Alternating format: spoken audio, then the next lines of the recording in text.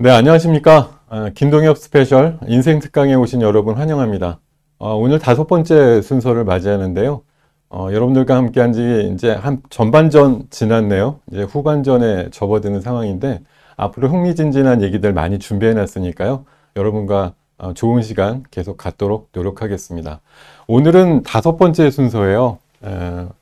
시장의 주도 섹터가 되고 있는 것들 지금 매주 하나씩 소개를 해드리고 있는데, 오늘은 언택트라고 하는 그런 주제로다가 얘기를 풀어 나가도록 하겠습니다. 자, 뒤에 4번 정도 지금 남아 있어요. 예. 먼저 전반부에 잠깐 시장에 대해서 생각해 보는 코너를 마련을 하고 있는데요. 시장에 대해서 여러 가지 뭐 얘기들이 돌고 있습니다. 언제나 시장은 오른다 아니면 내려간다 이런 얘기들로 항상 주장들이 맞닿는 그런 상황들이 나오거든요. 작년 3월 달 지수가 1400 코스피 기준으로 치고 나서 뭐 최근에 3300까지 내다보는 시장이 나왔고, 또 최근 들어서 미국 시장도 연이어서 뭐 최고가 모습이 계속 나오다 보니까 이제 너무 많이 올랐다. 이러니까 이제 하락을 또 생각해야 된다. 이런 얘기들을 하시는 분들이 점점 늘어나고 있는 게 사실입니다. 9월 달 같은 경우가 미국 시장 기준으로 S&P 500이라고 하는 지수를 무려 1928년도부터 올해까지, 작년까지 따져봤을 때 거의 한 90년 가까이 되겠죠. 90년 평균을 내봤더니 9월 달이 가장 수익률이 좀 별로더라. 이런 통계값이 있었다라는 게 나와요.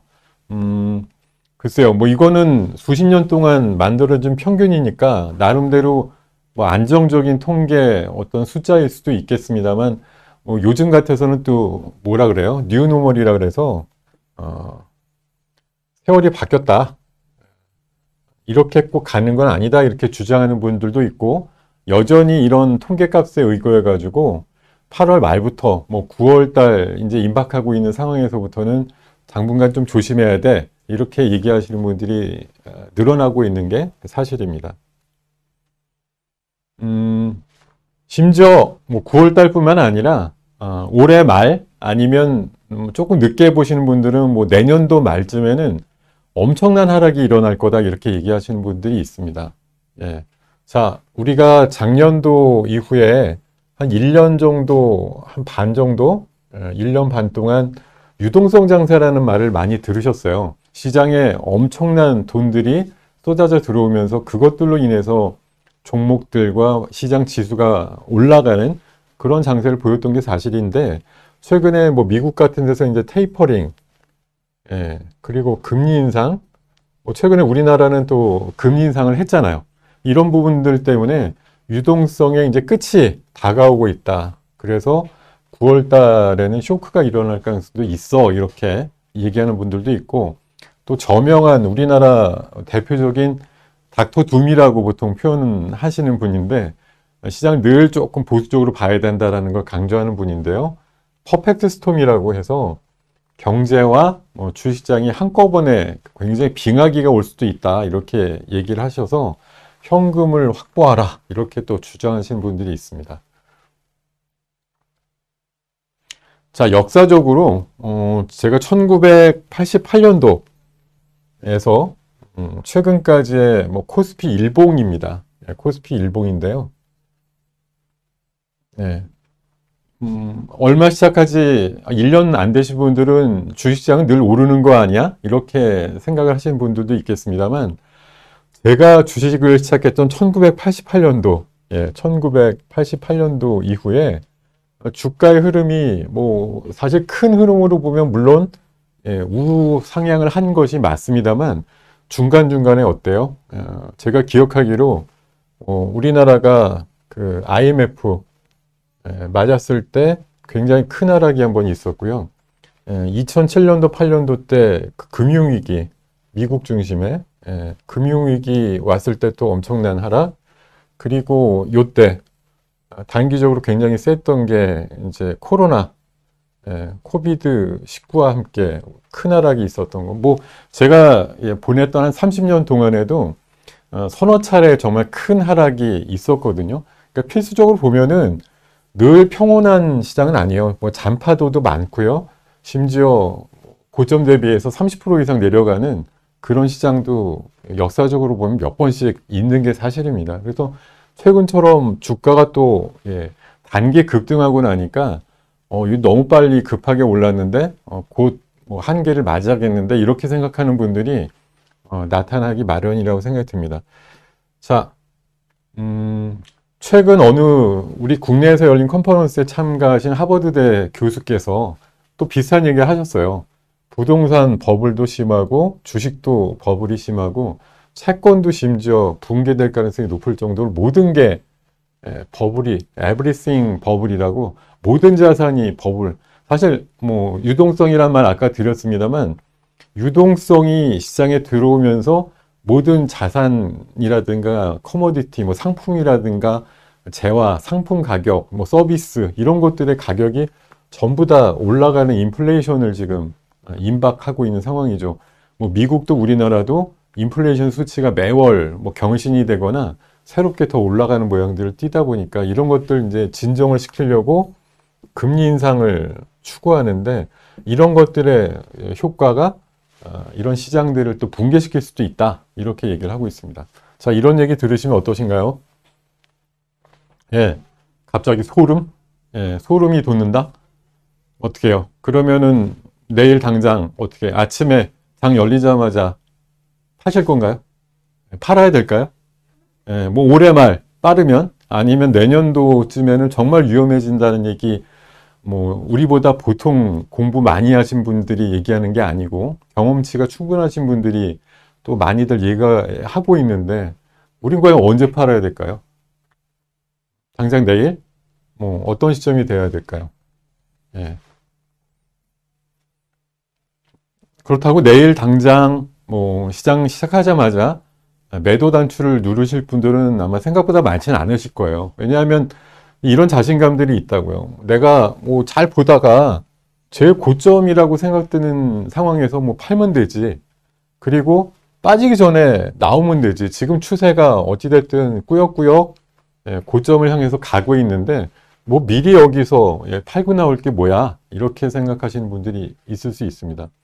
여러분들 올라갈 때 참 어렵게 플러스 수익을 내시면서 누적 수익률을 쌓으시는 게 단 한순간에 무너질 수 있는 게 하락 조정을 피하지 못하면 그렇게 되거든요. 저도 뭐 30여 년 넘게 주식하면서 많은 하락의 어떤 위험도나 그 큰 아픔들 같은 것들을 많이 목격도 하고 뭐 심지어는 뭐 당해본 적도 있는 사람인데요. 사실 우리가 생각 같아서는 제일 좋을 때 뭐 하락하기 바로 전날 나오면 될 것 같지만 대부분 그런 큰 하락이라든가 이런 것들 피하기 어려워요. 심지어 최근에 8월 달 초반에 있었던 약 2주 정도의 그 한 200여 포인트 하락조차도 사실 우리가 피하지 못했잖아요. 그 대부분들 그냥 안고 이거 3천 깨지면 어떡하지라고 떨다가 다시 반등을 하면서 고비를 좀 넘어갔던 적이 있는데 그만큼 사실 위험이 우리한테 닥친다 그래도 슬기롭게 재빠른 움직임으로 나오기란 쉽지 않다. 그럼 어떻게 해야 돼요? 자, 하락에 대비하는 자세라는 아주 좋은 아이디어를 여러분들한테 소개를 해드리고 싶은데요. 사실 하락하기 바로 전이라고 하는 거는 올라간 다음에 딱 그 순간 바로 전 아니겠습니까? 그죠? 예. 그리고 절정으로 올라가는 그 순간이라는 게 있어요. 예. 집단 마취 현상이라고 제가 말씀을 드리는데, 올해 뭐 1월 달 초에 한번 그런 모습이 있었어요. 뭐 포모라고 해가지고 내가 주식 없으면 나만 손해보는 것 같아라는 그런 심정으로 1월 초에 단기에 한 3, 400포인트 올라갔던 적이 있는데 그때가 거의 뭐 1월 11일 날 찍었던 3266? 뭐 거의 포모의 절정이라고 봐야 되겠죠. 집단으로 마취가 올려서 내가 삼성전자 96,000원에라도 무조건 사야 돼. 이런 생각 막 드시는 사람들이 엄청나게 많은 순간 그때가 완벽하게 쏠릴 때죠. 이때가 거의 절정이다 이렇게 보시면 돼요. 절정에 나와야죠. 이런 어떤 시장에 뭐 어떤 그 반박이 없는 무조건 장이 됩니다라고 생각하는 사람들이 99%쯤 넘쳐날 때 여러분들은 무조건 조심하셔야 된다. 그리고 지수로 봤을 때 물론 고점을 3,500, 600, 심지어는 뭐 4,000 간다, 2, 3년 기다리면 5,000 간다고 하는 분들까지도 있습니다. 10년 전, 20년 전에도 늘 있었던 얘기들인데요. 제가 지금 우리나라 뭐 기업들의 주가 수익이라든가 아니면 주가 위치라든가 이런 것들 감안해 봤을 때 3,200 정도면 상당히 좋은 포인트예요. 뭐 하기에? 매도하기에. 그래서 이걸 100% 비중이라고 만약 갖고 계시다고 하면은 여기서 50포인트 오를 때마다 갖고 있는 주식 비중을 20%씩 줄이자. 그럼 어떻게 되겠습니까? 3,300이 되면 60% 갖고 계신 거겠죠? 3,400이 되면 어떻게 됩니까? 20% 정도밖에 안 갖고 계시는 거죠. 결국 3,400, 50까지 정말 기가 막히게 오르면 거의 나는 안 갖고 있는 그런 정도의 포지션을 갖고 가시는 게 결국 기계적으로 올라갈 때마다 낮춤으로써 그거 언제 닥칠지 모르는 어느 순간의 그 고점이라고 하는 걸 조금은 먼저인 듯 하지만 회피할 수 있는 그런 준비를 하셔야 되고, 중요한 거 준비만 백날하시면 되는 게 아니고요. 결론 실행을 하셔야 됩니다. 제가 최근에 방송을 통해서 말씀드릴 때 이제 질문들 들어와요. 이번 고점이 어느 정도 될까요? 제가 얘기하는 게 보통 3,000 정도는 지켜질 것 같고 3,200에서 250 정도? 그 정도 언저리입니다. 이렇게 얘기를 하면 3,200 정도를 넘나드는 만큼 지수가 올라가면 사실은 그때부터 비중을 조금 줄이셔서 현금을 만드는 식으로 대응을 해주시는 게 좋은데 3,200대에서 주가가 올라가고 지수가 뻘개지면 그때 또 살 거 없는지 이런 거 막 찾아보시는 조금 거꾸로 타시는 분들이 가끔 계시는데요. 거듭 말씀드리지만 지수와 가격의 상승 시에 잘 파는 게 매매 우선이다 이렇게 말씀드리겠습니다. 자, 9월 아까 조정장이라고 말씀드렸잖아요. 한 90년치 데이터. 근데 최근 S&P의 10년이나 5년치 데이터를 보면 아이러니하게도 9월부터 11월까지 나름대로 시장이 좋다라는 그런 통계값도 있습니다.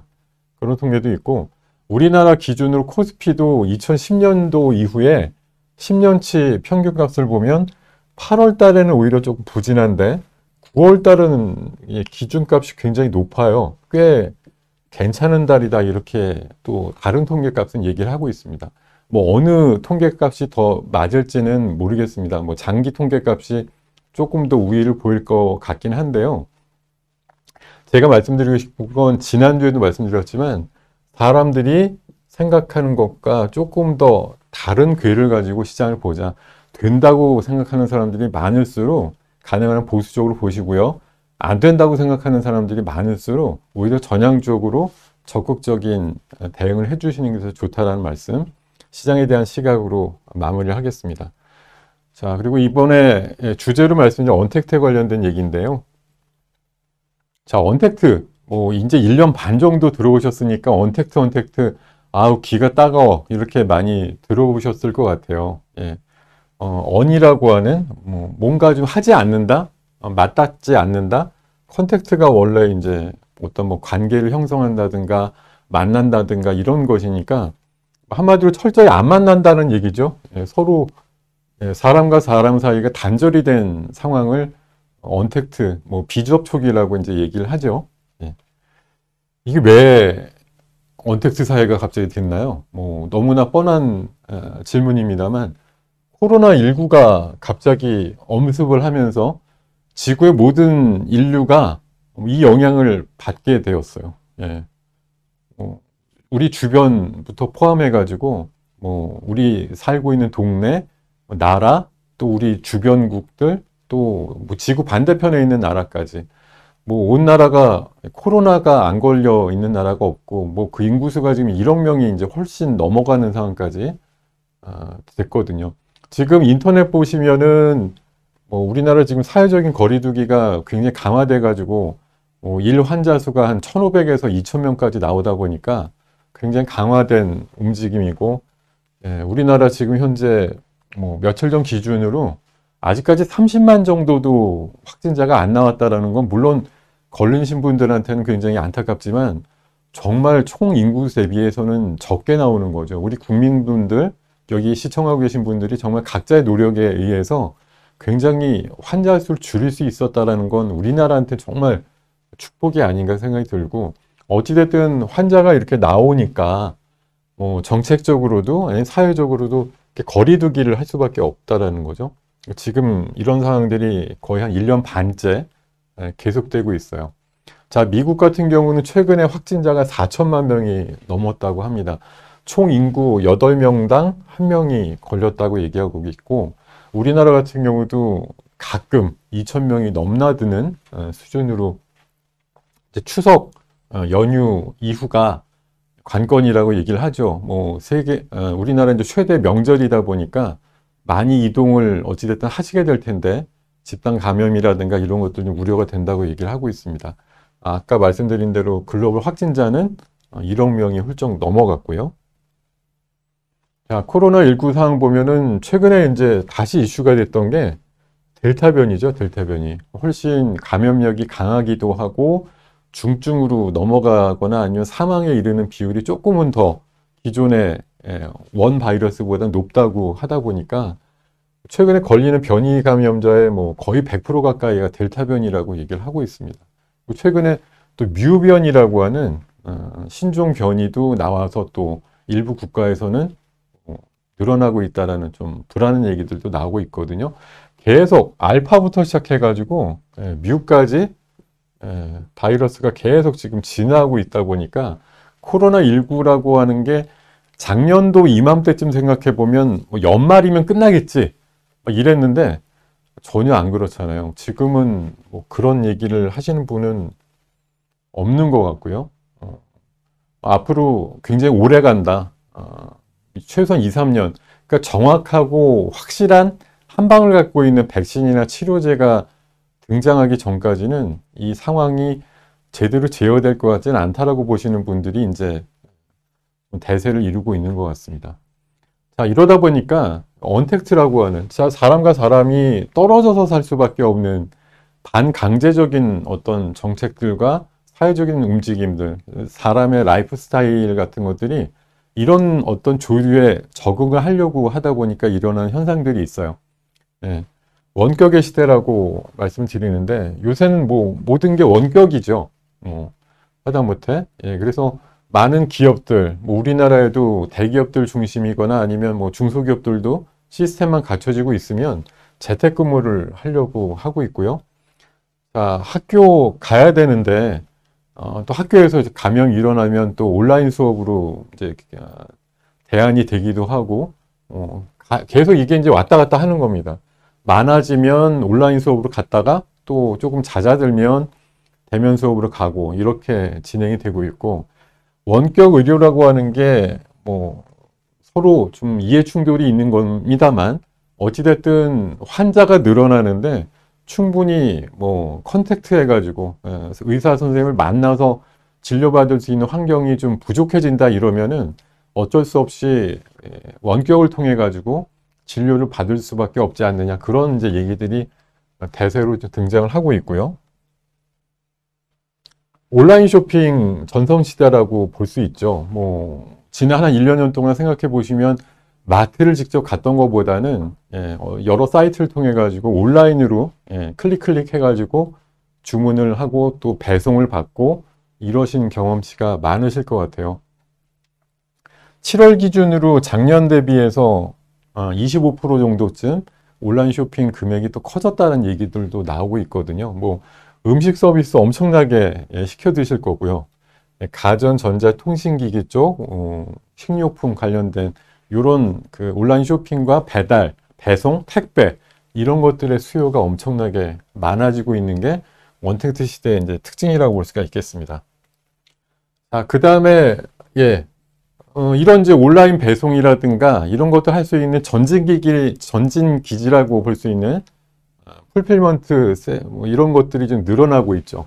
물류센터가 엄청나게 확장을 하고 있고 또 증권시장에서는 어떤 일들, 지금 온라인 유통과 관련된 유통업들 M&A가 엄청나게 활성화되고 있습니다. 인터파크를 비롯해서 이베이라든가 관련되는 뭐 사이트들 아니면 그런 업체들이 이제 시장의 조류에 좀 이기지 못하는 기업들이 매물로 나와서 뭐 몇 개 기업들이 또 독과점식으로 만들어지고 있다 보니까 물류센터를 확장하는 기업도 많고 큰 대기업들 위주로 해서 거의 한 4강, 5강 정도의 싸움으로 첨예화되고 있는 게 사실이고요. 심지어는 주유소도 물류센터 기반으로 바뀌고 있는 흐름들이 나오고 있습니다. 심지어 이 방송에서 주문하면 짧게는 지금 외국 같은 데는 15분, 20분 만에도 배달을 해주는 그런 서비스가 나오고 있을 정도로 짧은 시간 내에 주문한 거를 바로 배송해주는, 그러니까 얼마나 내 주변에 사는데 근처에 작은 규모의 물류센터들이 많이 등장을 하겠어요. 물류센터가 굉장히 확장이 되고 도심 여기저기에 촘촘하게 있다라는 거, 그래야지 즉시 대응이 가능하니까 여기서 이제 투자 아이디어를 얻으실 수 있는 게 분명히 있습니다. 이따가 말씀드리도록 하고요. 자, 이래서 이제 1년 반을 해보니까 최근에 뭐 자영업자분들 엄청 고생 많으시면서 이대로는 다 죽는다. 언제까지 뭐 사회적인 거리두기만 하고 갈 거냐. 이러다 보니 이제 세계적인 현상으로 또 등장하는 게 웬만큼만 방역이 됐거나 백신을 접종했거나 뭐 중증으로 넘어가지 않을 만큼의 치료제 같은 것들이 확보가 된다고 하면 위드 코로나 하자. 코로나랑 같이 그냥 살자. 이런 이제 주류들을 얘기하는 게 위드 코로나라는 말을 하고 있습니다. 지금 위드 코로나를 선언을 했거나 검토하는 나라를 보면은 뭐 우리나라 포함해서요. 지금 접종률이 이제 높은 나라들이죠. 백신 접종률이 되게 높았던 싱가포르는 이미 뭐 위드 코로나를 실험적으로 시작한 지가 거의 한 분기 된 것 같습니다. 영국 같은 데도 하고 있고 이스라엘 대표적인 나라들 몇 개 이미 한 60, 70% 이상 백신을 맞은 국민들이 있는 나라들은 일찍 이런 것들 시작을 했어요. 이제 조금 하위지만 뭐 9월 말, 10월 말 이렇게 70%급 뭐 백신 접종률이 나오는 나라들은 위드 코로나를 좀 생각을 하고 있는 상황입니다. 우리나라를 포함해서요. 위드 코로나를 얘기하는 게 WHO에서도 얘기를 했지만 백신을 아무리 맞아도 코로나가 없어지진 않는다. 풍토병이 된다죠.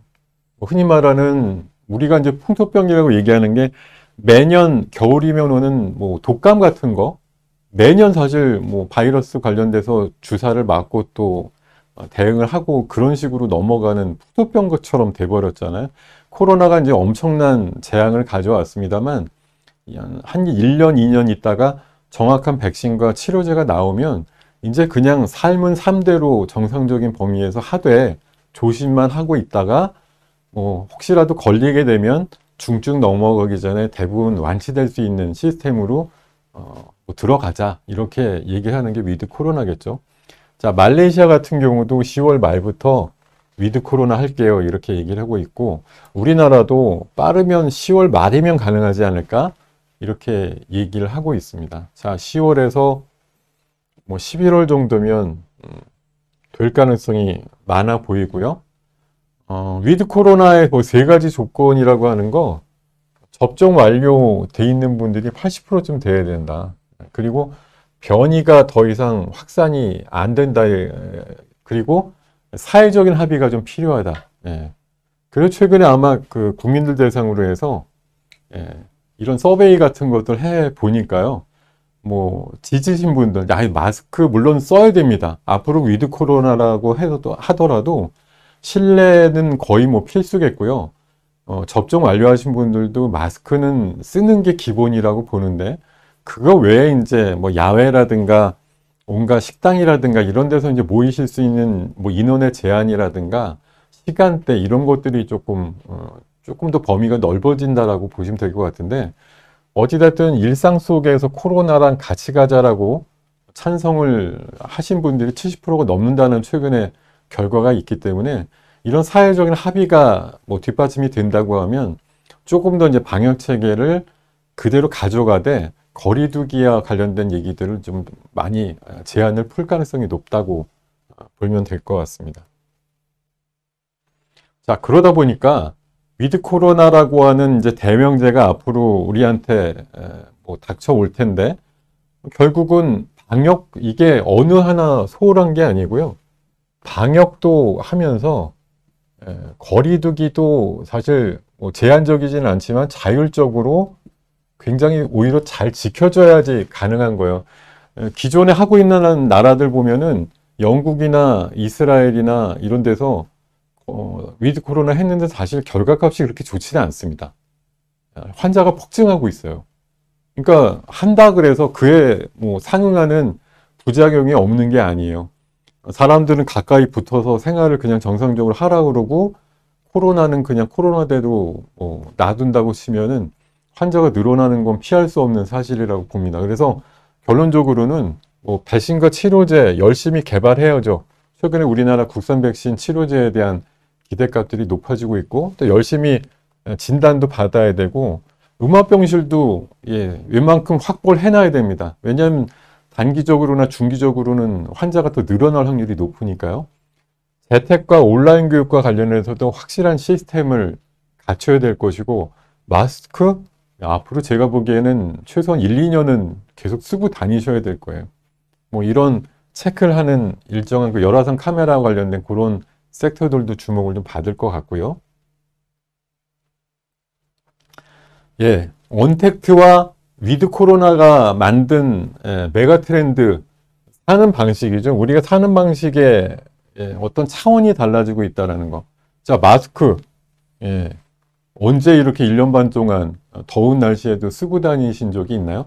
마스크를 계속 쓰고 다니는 생활 방식으로 전환이 됐고 대면보다는 언택트, 그러니까 무인 산업 같은 게 속도가 굉장히 빨라질 수 있다는 거죠. 사람 안 만나고도 여가를 즐길 수 있거나 아니면 뭐 일을 할 수 있는 그런 상황들이 만들어져야 되겠고.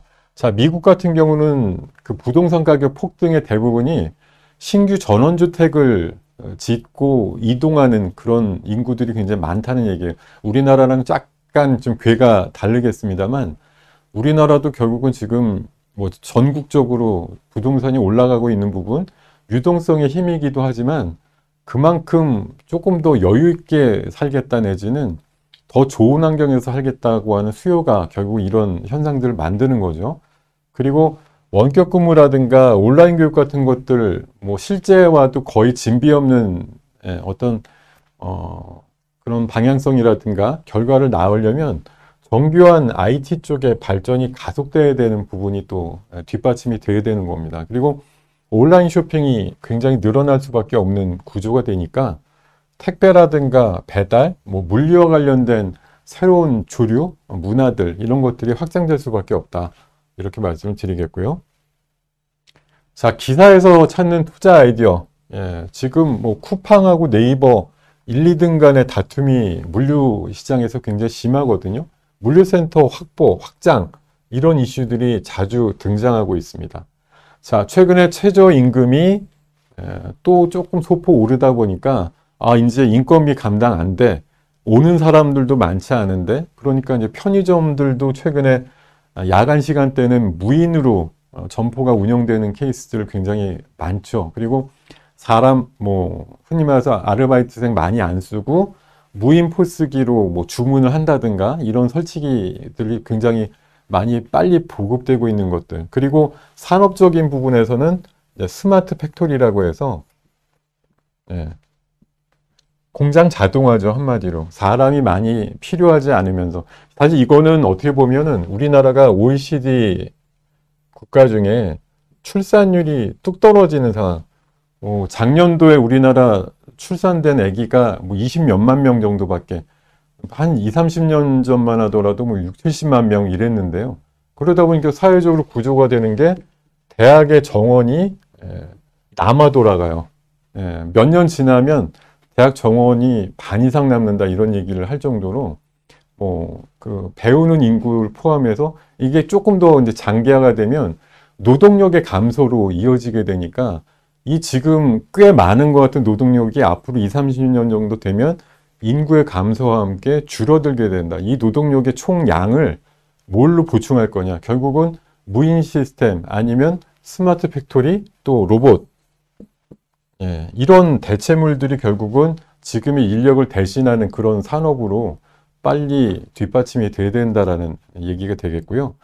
자, 여가 생활도 지난번 메타버스 때 얘기 드렸지만 페이스북 같은 회사들이 5년 내로 메타버스 쪽으로 전환을 한다 이런 얘기를 하는 걸 보면 여가 생활도 언택트로 이렇게 즐기는 사회가 될 것 같습니다. 기사에서 찾는 거, 최근에 이제 위드 코로나 얘기가 많이 나오다 보니까요. 증권사들마다 또 이런 해당되는 코로나가 있지만 그럼에도 불구하고 정상 생활을 다시 한번 찾아보자, 향유를 해보자 이렇게 되었을 때 각종 섹터들 중에 어떤 것들이 좀 실적적으로 도움이 될 것 같으냐 이런 것들 이제 연구를 해보니까 당연히 한 1년 반 동안 여행 많이 못 갔던 분들 여행 수요가 폭증할 거라는 거 감이 잡히시죠? 이번 여름에도 제주도 같은 경우는 굉장히 많이 가셨는데 백신을 전부 맞으신 분들 해외에 또 단기로 갔다 올 수 있는 어떤 그런 협정들이 맺어지게 되면 일단 단기에 폭발할 수 있는 수요들이 좀 있을 것 같고요. 또 콘서트 한 1년 반 동안 못 했잖아요. 이런 것들에 대한 수요, 또 영화관 거의 1년 반 동안 안 갔는데 이런 분들이 또 영화관 한번 가볼까? 이런 수요들 일어날 것 같다는 얘기들 많이 합니다.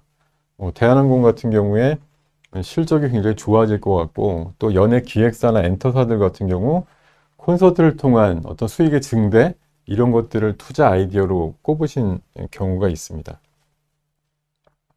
자, 그리고 이미 또 위드 코로나를 먼저 하고 있는 영국이나 싱가포르 이런 쪽에서 투자 아이디어를 좀 따올 게 없을까 생각을 해보면 영국 같은 경우에 위드 코로나 한 다음에 한 달 동안 영국 증시에서 가장 셌던 업종을 좀 보면 어떨까 싶어서 자료를 따왔는데요.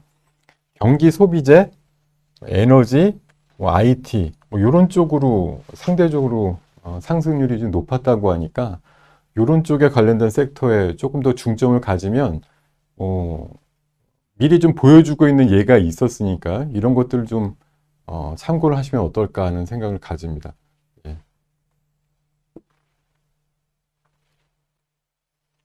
자, 제가 유망주 아이디어라고 해가지고 몇 가지 좀 생각을 해보려고 여러분들과 좀 정리를 해봤는데 앞서서 언택트라든가 지금 위드 코로나라는 걸 같이 이제 병행을 해야 되는 그런 시대가 앞으로 다가오게 돼요.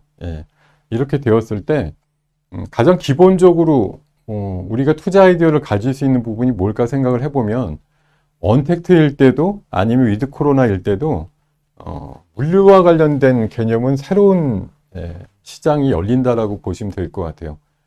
사실 이게 위드 코로나가 됐기 때문에 언택트에 많이 쓰였던 물류 창고의 어떤 쓰임새라든가 택배라든가 온라인 쇼핑과 관련된 부분들이 전혀 줄어들지 않는다라는 걸 감안을 하셔야 됩니다. 그래서 제가 보기에는 물류센터 관련된 그런 섹터들에 해당되는 종목군들, 쿠팡 관련주가 될 수도 있고요.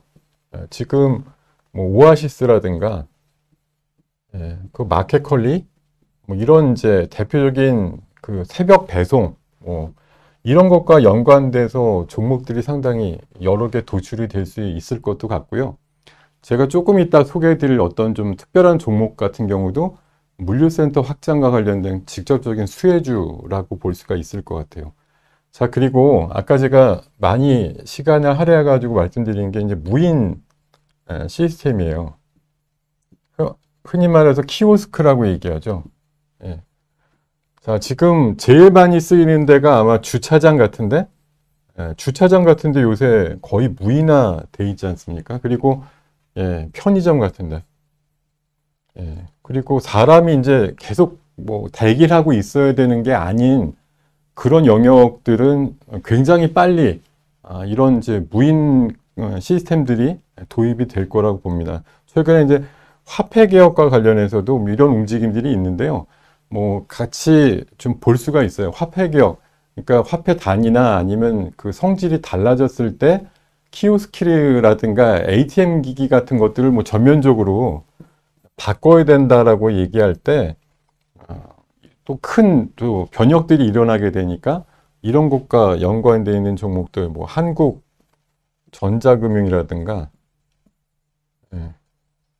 또 뭐 한네트 이런 종목들도 무인점포 관련주 뭐 이런 식으로 볼 수도 있겠고요.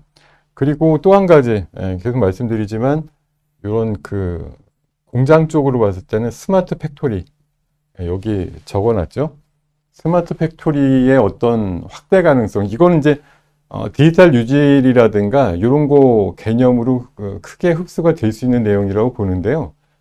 지금 우리나라 스마트 팩토리가 한창 늘어날 거고 2025년, 2030년까지 수만 개의 스마트 팩토리가 만들어지게 될 거예요. 그렇게 되면 결국은 뭐 지금 부족한 노동력을 뭐 자동화 개념으로 흡수를 해가지고 노동력을 확보하는 그런 방안들이 많이 연출이 될 것 같아서 스마트 팩토리와 관련이 된 종목들 좀 유심히 보셔야 될 것 같고 그게 이제 파생되는 분야가 로봇이라고 봐요.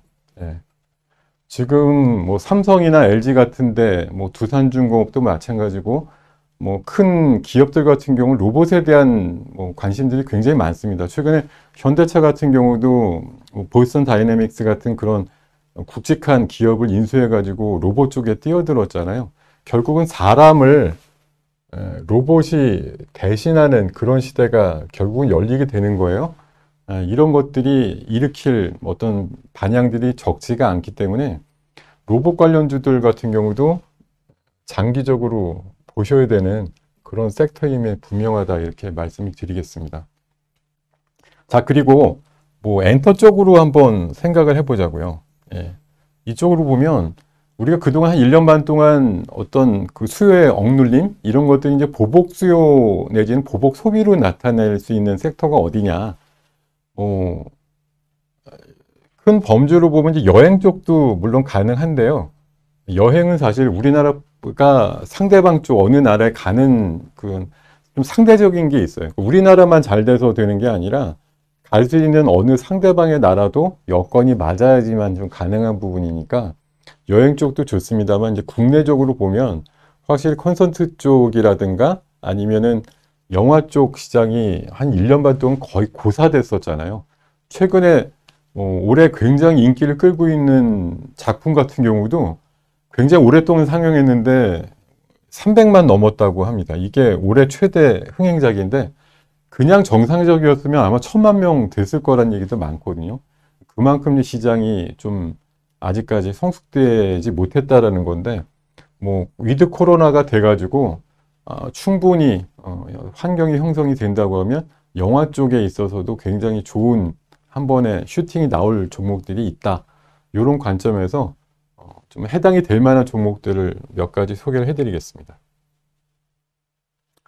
자, MPC라고 하는 기업인데요. 지금 물류센터의 어떤 확장과 관련돼서 가장 좋은 대안이다라고 저는 생각을 하고 있는 기업인데 최근 보고서 제목도 리포트 제목도 물류센터 증설의 숨은 수혜주다. 숨어 있는 걸 끄집어 가지고 이렇게 리포트화한 종목인데 옛날 그 내셔널 플라스틱이라고 하는 옛날 아주 한 50년 넘은 회사예요. 이 회사가 저는 물류센터의 가장 확장의 수혜주라고 생각을 하는데 가장 단적인 건 물류센터 가보시거나 아니면 뭐 가까운 마트 같은 데 가보시면 그 지게차 같은 데서 밑에 그 팔레트라고 하는 플라스틱 발판을 가지고 짐을 이동시키는 것들을 아마 많이 보셨을 것 같은데 그 팔레트라고 하는 이 넓적한 발판이죠. 구멍 나 있고 지게차가 이제 이렇게 꽂아 가지고서 드는 여기 이제 물건들이 있고요. 이런 것들을 만드는데 우리나라 시장의 한 50% 이상을 이 기업이 차지하고 있고요. 또 최근에 그 친환경 부표라 그래서 바다에 그 어망 같은 거 경계선으로 띄워놓는 부표들 스티로폴로 만들어 가지고 깨지고 바다에 뭐 오염시키는 그런 것들로 많이 작용을 하고 있는데, 이런 것들을 다 친환경 부표로 바꾸는 작업 내년부터 아마 본격화가 되게 되면 친환경 부표 시범 사업을 하고 있는 동사가 굉장히 많은 뭐 매출의 일부를 따낼 가능성이 높다, 이런 관점입니다. 그래서 물류센터 계속 도심이라든가 도심 한가운데 많이 촘촘하게 설치를 하게 되면 파레트라고 하는 어떤 물품이나 또 컨테이너, 뭐 각종 음료라든가 물건을 이렇게 나를 수 있는 플라스틱 박스, 이런 것들에 대한 렌탈이라든가 이런 것들에 대한 수요가 늘어날 수밖에 없다라는 말씀을 드릴 수밖에 없어요. 그래서 지난번에 한번 1차 상승이 있었고, 최근 들어서 다시 2차 상승이 좀 모색이 되고 있는데요. 저는 뭐 중기적으로 봐서는 자릿수가 충분히 바뀔 수 있는 가능성이 높은 기업이다, 이런 관점으로 좀 길게 보시고 대응을 하시면 뭐 매년 한 200억 가까이 또는 200억 넘게 순이익이 나오는 회사 치고는 아직은 시가총액이 충분치 않다는 생각이고, 뭐 배당도 앞으로 늘어날 가능성이 높고요. 최근에 또 한 5년 동안 2대 주주 역할을 했던 자산운용사가 엑시트를 했기 때문에 어떤 오버행 이슈도 이제 끝났다라는 관점에서 보시면 좋은 성과가 앞으로도 기대되는 진주 같은 종목이다, 이렇게 말씀을 드리겠습니다. 자, 두 번째로 스마트 팩토리 관련해서 종목을 하나 좀 말씀을 드리고 싶은 거는요, SM코어라고 하는 회사예요. 조금은 오래된 리포트이긴 한데, 완벽한 물류자동화 전문 기업으로라고 하는 제목으로 예전에 좀 리포트가 나온 적이 있거든요. 그만큼 물류자동화, 스마트 팩토리 쪽에는 우리나라 거의 뭐 원조 기업이다, 이렇게 말씀을 드릴 수가 있고요. 동사가 특이한 거는 약 한 4년 전쯤에 SK로 피인수가 됐어요. 지금 이름은 SK라는 이름이 뭐 들어가 있지 않습니다만, SK가 지금 대주주로 있는 회사입니다. 그러니까 참 독특하죠. 그동안 인수되고 나서 사실은 흔히 말해서 캡티브 마켓에 대한 실적이 거의 잡히지가 않았었는데요. 제가 봐서는 올 하반기를 거쳐서 내년부터는 본격적인 캡티브 마켓에 대한 매출단이 뿜어져 나올 수 있다. 왜냐? 작년도쯤에 인수되고 한 3년 지나서 이제 SK 핵심 인물이 대표로 앉게 됩니다. 지금 이제 한창 뭐 계열사들과의 어떤 조율을 통해 가지고 일감을 따낼 수 있는 준비들을 하고 있을 거라고 생각이 들고요. 또 한 가지 이제 SK가 잘 아시겠지만 대표적으로 SK 하이닉스, 최근에 뭐 반도체 관련해서 발표하신 거 보셨겠지만 한 120조 정도의 그 용인과 뭐 이천, 뭐 청주 이렇게 있는 삼각벨트로 해가지고 엄청난 규모의 클러스터를 만든다라는 거 아마 알고 계실 거예요. 이것과 연관해서 보면 캡티브 마켓이 엄청나게 크게 있는 거죠. 동사가 뭐 SK가 대주주인데 이런 마켓에서 일정 부분 이상을 뭐 따내지 못할 이유가 없습니다. 왜냐? 기술력은 충분히 검증이 되었으니까 인수를 한 거고요. 아직까지 제대로 된 사업을 인수받아서 한 게 없다 보니까 이제 비전이 좀 있어 보여요. 최근에 기술적으로 조금 약간 좀 변동성이 있어 보이고 거래도 좀 늘어나는 모양 나오고 있는데요. 저는 뭐 가격대로 봤을 때 충분히 3년 정도 넘게 길게 조정받고 나서 대바닥 치고 이제 위쪽으로 방향을 모색하는 그런 기업이기 때문에 SK의 전문적인 스마트 팩토리 수혜를 받을 수 있는 기업이다, 이런 관점으로 보셨으면 좋겠다 말씀드립니다. 자, 그리고 영화 시장, 영화 한번 좀 보셔야죠. 우리나라 이제 영화 기업 그러면 양대 산맥이 있어요. 뭐 CJ, CGV라고 하는 뭐 대규모의 채널을 갖고 있는 회사도 있습니다만, 저는 이제 J 컨텐츠리 이 기업을 좀 말씀을 드리고 싶은 게, 이 회사 같은 경우는 전형적으로 한 70대 30 정도로 영화관 쪽 수익이 원래 많이 잡혔던 회사고, 뭐 이제 방송 쪽은 한 30% 요런 정도 이제 순익 비중을 좀 차지했던 회사니까 작년도 영화 쪽이 꽝이었으니 얼마나 실적이 안 좋았겠어요.